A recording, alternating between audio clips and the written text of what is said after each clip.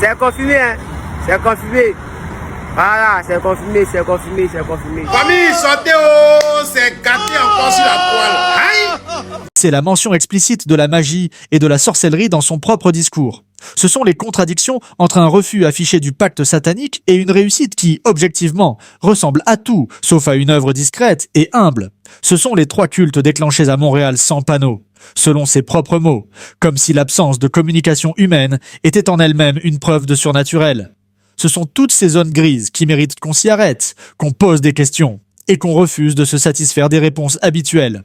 Dans les développements qui suivent, nous allons aborder plusieurs axes. D'abord, la question des faux miracles et des pratiques occultes dans le milieu pastoral africain. Un phénomène documenté et dont les pasteurs comme Marcelo font partie, volontairement ou non, de l'écosystème. Ensuite, nous parlerons du business des églises. Comment des ministères religieux se sont transformés en véritables entreprises commerciales, où les fidèles sont devenus des clients et les dîmes des revenus. Puis nous analyserons le mécanisme du contrôle psychologique exercé sur les fidèles et pourquoi tant de personnes restent attachées à des figures pastorales, même lorsque des preuves accablantes émergent. Et enfin, nous reviendrons sur les déclarations précises du pasteur Marcelo pour tenter de comprendre ce qu'il a dit, ce qu'il n'a pas dit, et ce que cela révèle sur sa vision du ministère et de la foi. Collaborateurs, recueillant en amont des informations sur les fidèles, leur maladie, leur deuil, leur situation professionnelle ou familiale difficile. Lors du culte, ces informations sont restituées comme si elles avaient été révélées de manière surnaturelle. Le fidèle, stupéfait que le pasteur sache des choses qu'il n'a pas dites publiquement, est convaincu d'être en présence d'un vrai don de prophétie. Et cette conviction le rend encore plus vulnérable aux demandes financières qui suivent. Car les miracles, dans ce système, ne sont jamais gratuits. Ils s'accompagnent d'instructions, sème une graine, donne ta dîme, offre une semence de foi, et les sommes demandées peuvent être considérables. C'est ici que le ministère religieux bascule dans l'entreprise commerciale. Et c'est le deuxième grand axe de ce reportage que nous allons développer maintenant. Car le pasteur Marcelo, dans son propre discours, parle de son ministère avec des termes qui révèlent une vision très particulière de l'Église. Il parle d'explosion de ministères, de noms circulant dans les journaux et sur Internet, de cultes déclenchés dans plusieurs villes. Il parle d'une élévation internationale, d'une reconnaissance planétaire. Ces éléments, dans le langage évangélique, peuvent être présentés comme des bénédictions divines, mais ils peuvent aussi être lus comme les indicateurs d'une entreprise en pleine expansion, avec ses marchés, sa stratégie de croissance et ses indicateurs de performance. Et c'est bien ce qu'est devenu le ministère évangélique dans sa forme contemporaine la plus dévoyée. Une entreprise, avec une marque, le nom du pasteur, un produit, la parole de Dieu et les services spirituels associés, des clients, les fidèles, des revenus, les dîmes, les offrandes, les semences de foi, des points de vente, les antennes du ministère dans différentes villes, et un PDG, le pasteur fondateur, dont l'autorité est absolue, dont la parole est incontestable, et dont le train de vie est souvent sans commune mesure avec celui de ses ouailles. Dans ce modèle, les fidèles ne viennent pas seulement chercher Dieu, ils viennent chercher des solutions à des problèmes concrets. Santé, emploi, couple, enfants, papiers administratifs pour les migrants. Et le pasteur, dans sa posture de médiateur entre le divin et l'humain, se positionne comme celui qui détient les clés de ces solutions. Il ne guérit pas, il intercède, il ne donne pas, il libère des bénédictions. Il ne demande pas d'argent, il enseigne le principe de la semence. Et les fidèles, convaincus que leur prospérité dépend de leur générosité envers le ministère, donnent, parfois jusqu'à l'absurde, parfois jusqu'à la misère. Des témoignages recueillis auprès d'anciens membres de ministères similaires à celui de Marcelo décrivent des personnes ayant donné leur loyer, leur épargne, leurs économies à vie pour semer dans l'œuvre de Dieu. Des personnes qui sont rentrées chez elles dans le dénuement, convaincues que Dieu allait rembourser au centuple. Des personnes qui, au lieu de chercher des aides sociales ou des solutions pratiques à leurs problèmes, ont attendu le miracle qui n'est jamais venu. Et quand le miracle ne vient pas, la responsabilité n'est jamais celle du pasteur. C'est toujours le fidèle qui n'a pas eu assez de foi, qui a péché, qui n'a pas donné assez. Le système est parfaitement imperméable à la remise en cause, parce qu'il a intégré d'avance tous les mécanismes de déflexion de la responsabilité. Voilà pourquoi les déclarations du pasteur Marcelo méritent une analyse sérieuse et publique, non pas pour détruire un homme, mais pour protéger des fidèles. Parce que derrière chaque pasteur controversé, il y a des milliers de personnes réelles, avec de vraies souffrances, de vraies espérances, et une confiance que certains utilisent, consciemment ou non, comme un levier de pouvoir et d'enrichissement. Et c'est à ces personnes-là que ce reportage est d'abord destiné. Son perdu, lui, qui a refusé, est protégé par Dieu. Ce manichéisme est rassurant pour ceux qui le partagent. Il simplifie un monde complexe. Mais il est aussi dangereux, parce qu'il désactive la pensée critique au profit de la soumission à une autorité qui prétend apprendre à avoir accès à la vérité absolue. Il y a aussi, dans ce discours, une insistance remarquable sur la légitimité personnelle du pasteur. Chaque étape de son récit est un nouveau point de preuve de sa relation privilégiée avec Dieu. La voix divine qui lui dit de ne pas ouvrir ses églises. Le prophète en Italie qui confirme exactement la même chose. La vision de l'atomium, la vision de Lucifer, la vision de sa future gloire, la prophétie confirmée par les événements. Tous ces récits convergent vers un seul message. Ce pasteur est différent des autres. Il n'a pas suivi le chemin ordinaire. Il a une connexion spéciale avec le divin. Et cette connexion justifie son autorité, son succès et l'obéissance que ses fidèles lui doivent. Mais ici encore, le problème est celui de la vérification. Comment savons-nous que ces visions ont eu lieu? Comment savons-nous que le prophète en Italie a réellement dit ce que le pasteur affirme qu'il a dit? Comment savons-nous? Savons-nous que le refus du pacte satanique est un événement réel et non une narration construite après coup pour donner cohérence et légitimité à une trajectoire qui aurait pu avoir d'autres explications? La réponse courte est « Nous ne le savons pas ». Et dans un contexte où la foi est convoquée pour combler précisément ce fossé entre le récit et la preuve, l'interlocuteur critique est invité à choisir entre croire ou être considéré comme ennemi de Dieu. Et c'est là que réside, en définitive, le cœur du problème avec les ministères, comme celui du pasteur Marcelo. Pas nécessairement le fait qu'ils fassent du mal.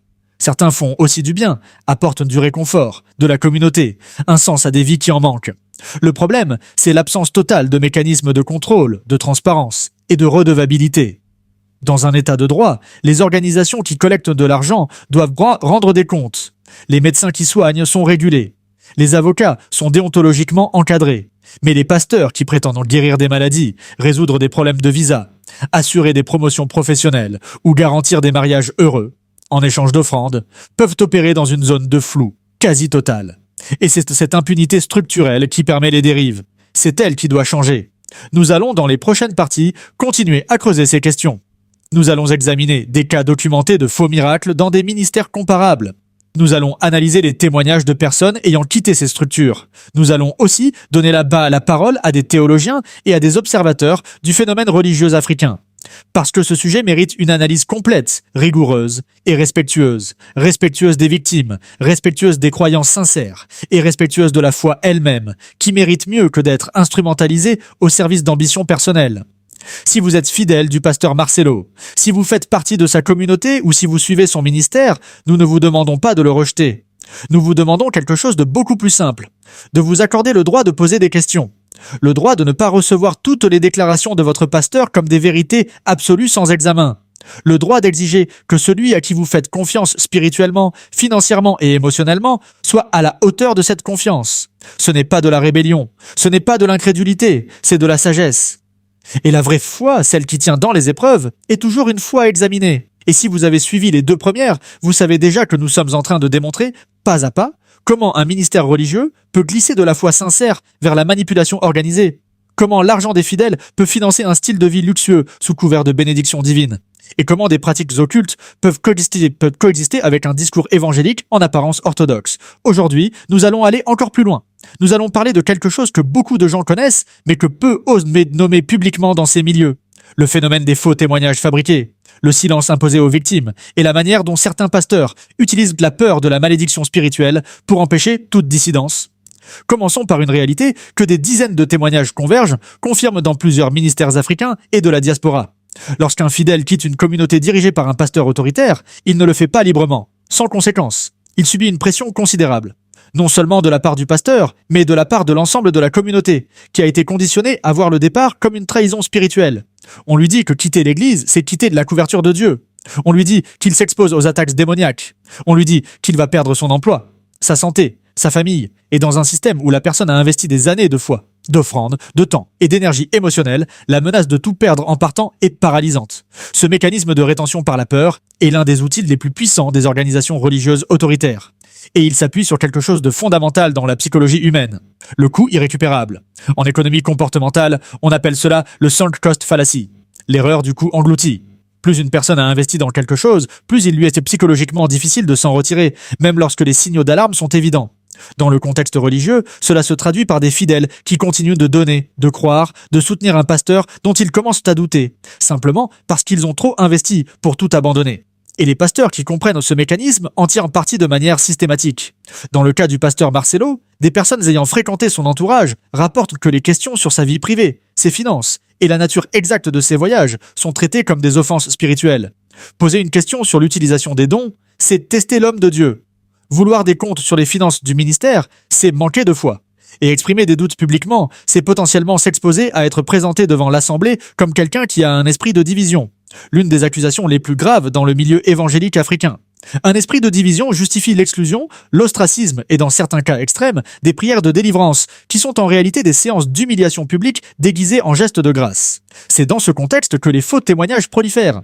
Dans un système où la parole négative est dangereuse, où le doute est une faiblesse et où la soumission est une vertu, les fidèles apprennent très vite à ne raconter que les bonnes histoires. Si ma situation financière ne s'est pas améliorée malgré mes dîmes et mes offrandes, je ne le dis pas. Je garde le silence ou je fabrique une version édulcorée de ma réalité. En revanche, si quelque chose de bien arrive, j'en fais un témoignage public, je l'attribue au pasteur et à ses prières et je le partage avec l'Assemblée. Le résultat est que les récits de succès circulent et se multiplient, tandis que les récits d'échecs disparaissent. Et le fidèle extérieur qui observe cette communauté ne voit que les succès, ce qui renforce sa conviction que le pasteur est authentique. Ce biais de confirmation collectif est renforcé par les réseaux sociaux. Les ministères, comme celui du pasteur Marcelo, sont des machines de communication très rodées. Vidéos de culte soigneusement montées, témoignages choisis et mis en scène, publications régulières sur Instagram, Facebook, YouTube. Tout cela crée une présence numérique imposante qui donne l'impression d'un ministère florissant et authentique. Et pour quelqu'un qui ne dispose pas de l'information directe sur ce qui se passe en coulisses, cette présence numérique fait figure de preuve. La communication devient elle-même un argument théologique. Mais voici ce que ces images soigneusement sélectionnées ne montrent pas. Elles ne montrent pas les personnes qui sont reparties chez elles sans être guéries, mais qui ont quand même donné leur dernier billet. Elles ne montrent pas les familles dont le budget est en déséquilibre à cause des dîmes et des semences exigées lors de chaque culte. Elles ne montrent pas les couples qui se sont déchirés parce que l'un des deux a remis en cause le pasteur. Elles ne montrent pas les personnes qui ont été exclues de la communauté après avoir posé de mauvaises questions. Et elles ne montrent surtout pas ce qui se passe dans les pièces privées, dans les conversations à huis clos, dans les conseils spirituels individuels où le pasteur exerce son influence la plus intime.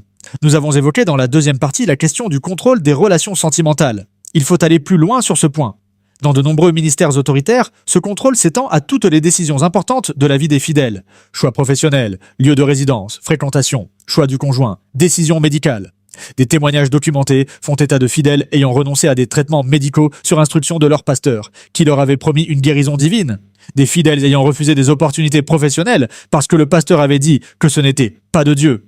Des fidèles ayant rompu des relations familiales profondes parce que leur famille s'était montrée critique envers le ministère. Ce que nous décrivons là n'est pas spécifique au pasteur Marcelo. C'est un schéma observable dans un grand nombre de ministères à travers le monde. Mais il est particulièrement prononcé dans les communautés africaines et de la diaspora, pour des raisons à la fois culturelles et historiques. Dans beaucoup de cultures africaines, l'autorité du chef religieux est une autorité totale, héritée d'une tradition ancestrale, où le prêtre ou le guérisseur était aussi le médiateur entre le monde visible et le monde invisible. Le christianisme évangélique a importé cette structure d'autorité dans un emballage nouveau, sans nécessairement en changer la nature. Et le résultat est un modèle dans lequel le pasteur est à la fois pasteur, prophète, guérisseur, juge et père. Une accumulation de rôles qui concentre entre ses mains un pouvoir considérable, sans contrôle ni reddition de comptes. Le pasteur Marcelo illustre parfaitement cette accumulation de rôles. Dans son propre discours, il est à la fois celui qui entend la voix de Dieu, celui qui reçoit des visions, celui qui reconnaît les vrais et les faux prophètes, celui qui sait distinguer les offres de Satan des bénédictions de Dieu, et celui qui enseigne aux femmes comment gérer leurs relations amoureuses. Il n'est pas seulement un prédicateur, il est un oracle. Et les oracles, dans toutes les traditions humaines, ont un pouvoir que même les rois ne possèdent pas, celui de prétendre parler au nom de l'absolu. C'est pour cela que la remise en cause d'un tel homme est si difficile pour ses fidèles. Ce n'est pas seulement une question de loyauté humaine, c'est une question de cosmologie. Remettre en cause le pasteur, c'est potentiellement remettre en cause Dieu lui-même. Et pour quelqu'un dont toute la vision du monde est organisée autour de cette figure centrale, c'est un effondrement que beaucoup ne peuvent pas se permettre psychologiquement. Mieux vaut douter de soi-même, douter de ses propres perceptions, douter de ses propres expériences, que de douter de celui qui est censé être le canal de Dieu dans votre vie. C'est cela que les experts appellent la dissonance cognitive dans les contextes religieux. Quand les preuves contredisent les croyances, le cerveau humain ne change pas automatiquement ses croyances. Il cherche d'abord à neutraliser les preuves. Et dans un environnement religieux autoritaire, cette neutralisation est facilitée par le groupe, par le langage spirituel et par la figure d'autorité elle-même, qui fournit en permanence des réinterprétations des événements problématiques. Le miracle qui n'a pas eu lieu devient une épreuve de foi. L'argent perdu devient une semence qui portera fruit plus tard. Et la dissonance est ainsi gérée, sans jamais remettre en cause la structure elle-même. Parlons maintenant d'un sujet que beaucoup de croyants sincères trouvent inconfortable, mais qui est absolument central dans ce débat. La question de l'argent dans les ministères évangéliques africains. Non pas l'argent comme concept abstrait, mais l'argent concret, réel, celui qui sort des poches des fidèles et qui entre dans les caisses des ministères, et dont on ne sait souvent pas ce qu'il devient ensuite. Cet argent a un nom dans le langage biblique, les dîmes et les offrandes, et sa gestion est l'un des sujets les plus délicats, les plus opaques et les plus explosifs du christianisme contemporain africain. Dans le système que promeuvent des pasteurs comme Marcelo, la dîme n'est pas facultative. Elle est présentée comme une obligation divine, dont le non-paiement entraîne des conséquences spirituelles et matérielles directes. Les sermons sur la dîme sont construits de manière à créer un sentiment d'urgence, de crainte et de devoir. Si vous ne donnez pas votre dîme, vous volez à Dieu, dit-on aux fidèles. Et derrière cette phrase, il y a une réalité économique brutale. Dans un ministère de taille moyenne, avec 200 fidèles donnant régulièrement, les revenus hebdomadaires peuvent atteindre des sommes considérables. Multipliez cela par les antennes du ministère dans plusieurs villes, ajoutez les semences de foi lors des cultes spéciaux, et vous obtenez une organisation dont le chiffre d'affaires annuel peut rivaliser avec celui d'une PME sérieuse. Et cet argent, où va-t-il ? Dans les églises historiques, catholiques, protestantes traditionnelles, il existe des structures de gouvernance qui rendent cet argent relativement traçable. Des conseils d'administration, des trésoriers élus, des comptes publiés, des audits. Ces structures ne sont pas parfaites, mais elles offrent au moins un cadre minimal de redevabilité. Dans les ministères évangéliques indépendants, en revanche, ces structures n'existent souvent pas. Le pasteur fondateur est aussi l'unique signataire des comptes. Les décisions financières sont prises sans consultation, sans transparence, et sans que les fidèles qui ont contribué aient le moindre droit de regard sur ce que leur argent finance réellement. Des témoignages recueillis auprès d'anciens membres de ministères, comme ceux du pasteur Marcelo, décrivent des situations dans lesquelles les revenus du ministère et les finances personnelles du pasteur sont pratiquement indissociables. Des véhicules de luxe achetés avec les fonds de l'église et utilisés à des fins personnelles. Des logements de standing financés par les offrandes des fidèles. Des voyages internationaux pour des missions qui ressemblent davantage à du tourisme de première classe. Et quand un membre de l'église ose questionner ses dépenses, la réponse est invariablement spirituelle.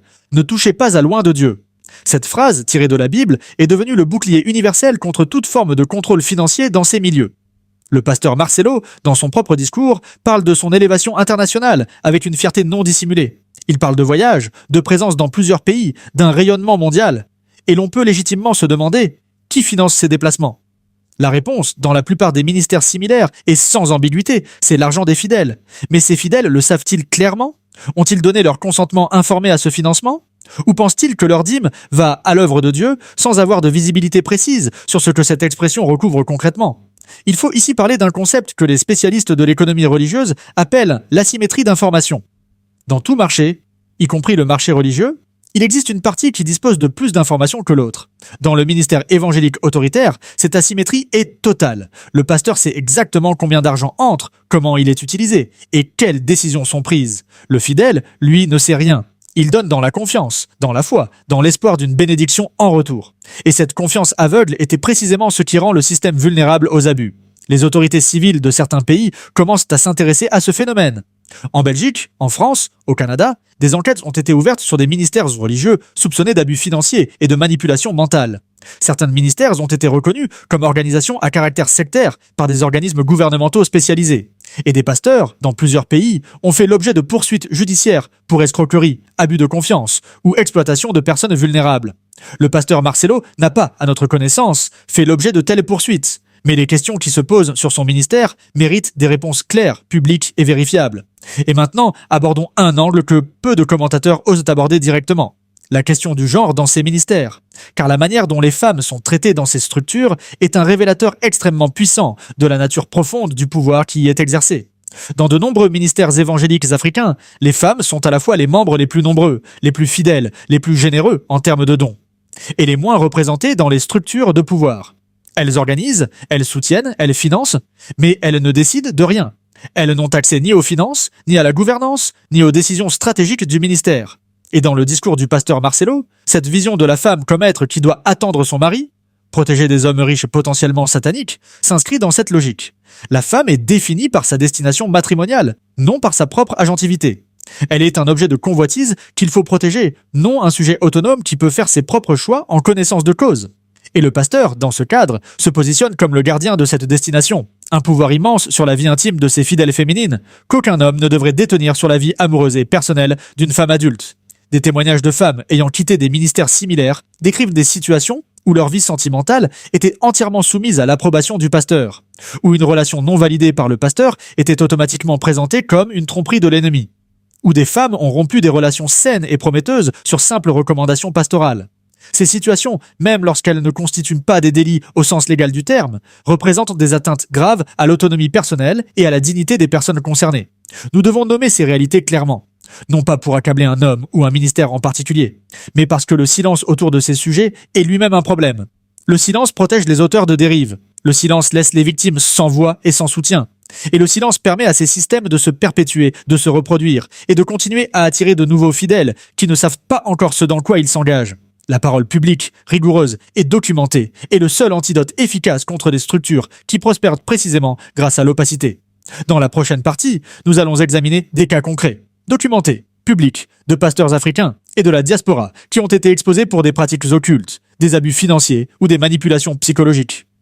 Nous allons montrer comment ces cas s'inscrivent dans un continuum dont le pasteur Marcelo, par ses propres déclarations, semble faire partie. Et nous allons proposer des pistes concrètes pour que les croyants puissent exercer leur foi dans un cadre plus sûr, plus transparent et plus respectueux de leur dignité humaine. C'est très grave.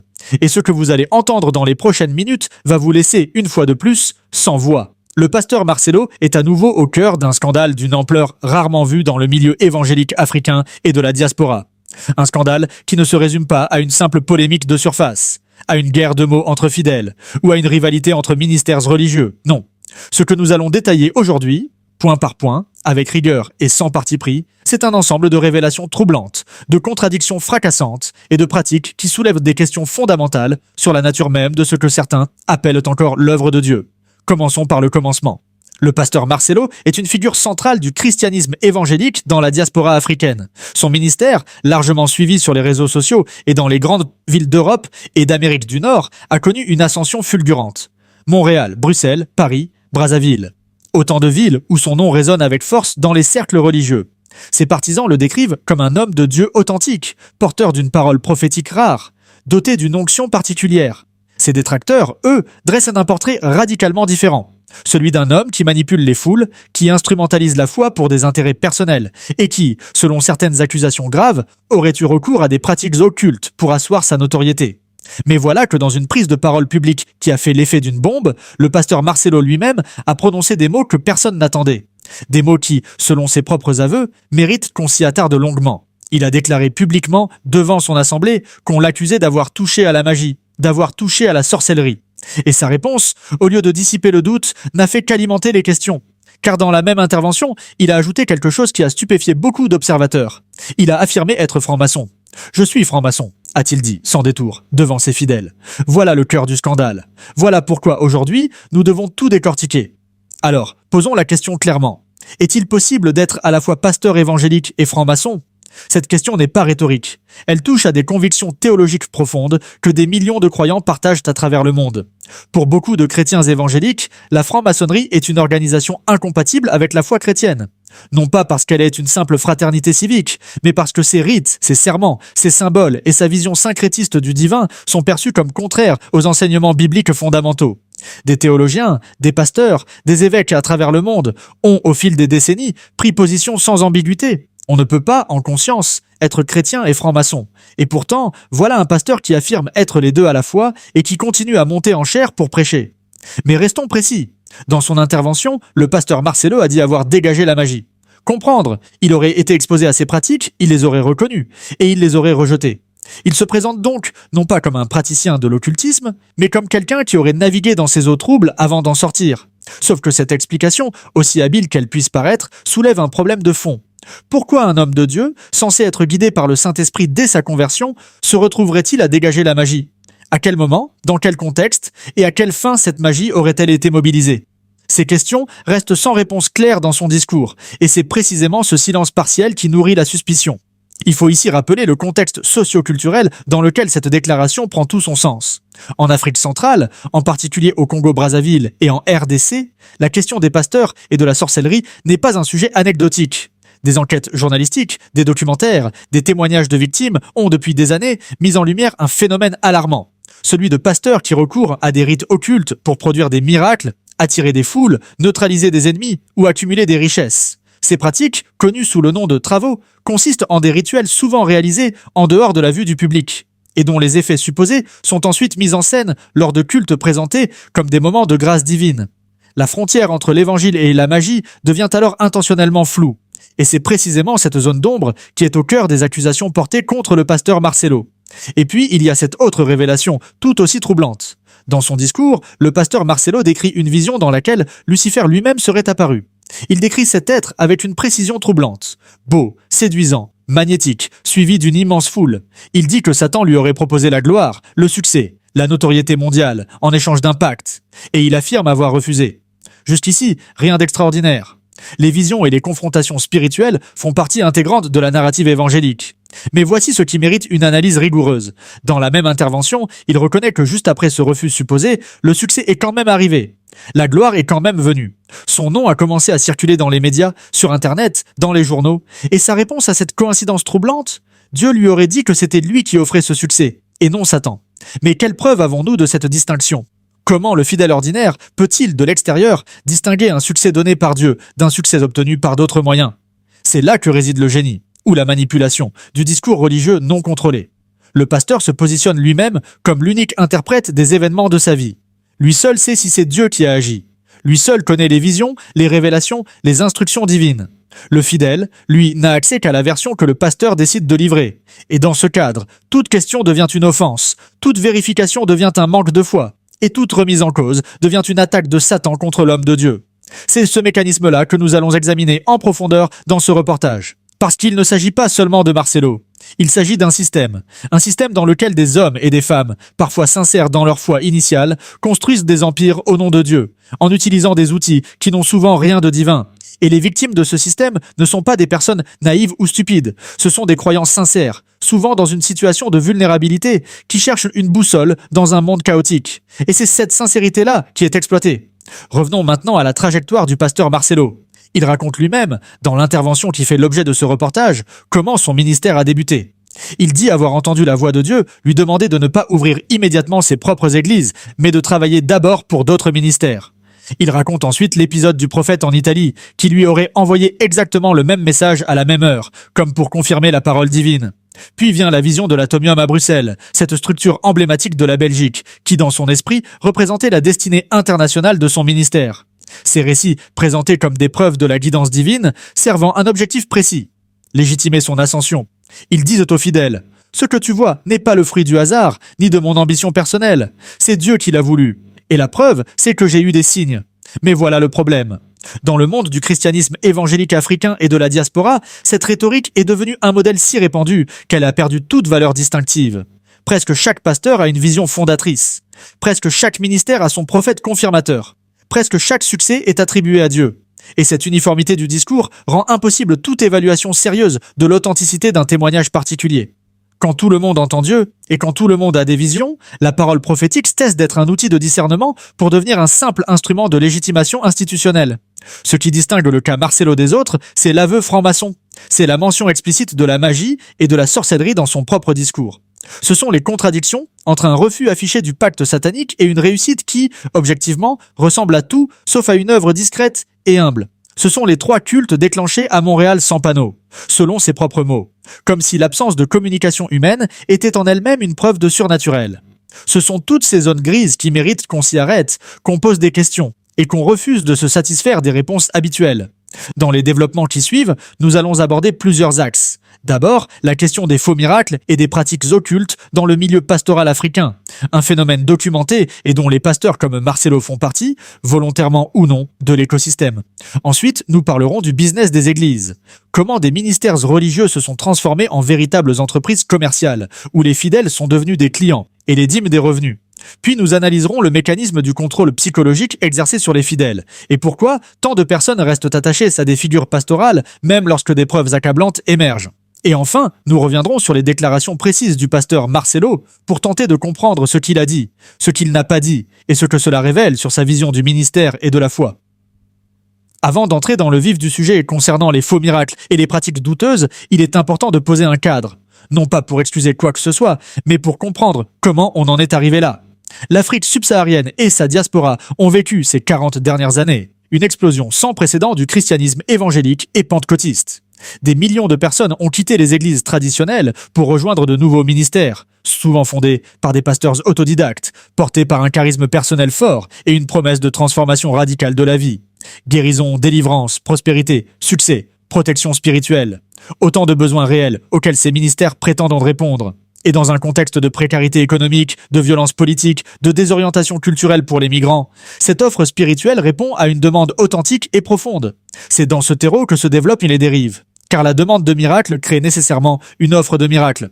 Et quand cette offre ne trouve pas de réponse dans la seule foi et dans la seule prière, certains pasteurs cherchent des raccourcis. Des raccourcis qui portent des noms différents selon les traditions. Travaux, fortification, couverture spirituelle. Mais qui désignent en réalité la même réalité. Le recours à des pratiques magico-religieuses pour produire des effets visibles que la foi seule ne semble pas pouvoir générer. Des marabouts qui travaillent pour des pasteurs. Des rituels réalisés en secret. Des substances utilisées pour préparer l'atmosphère avant les cultes.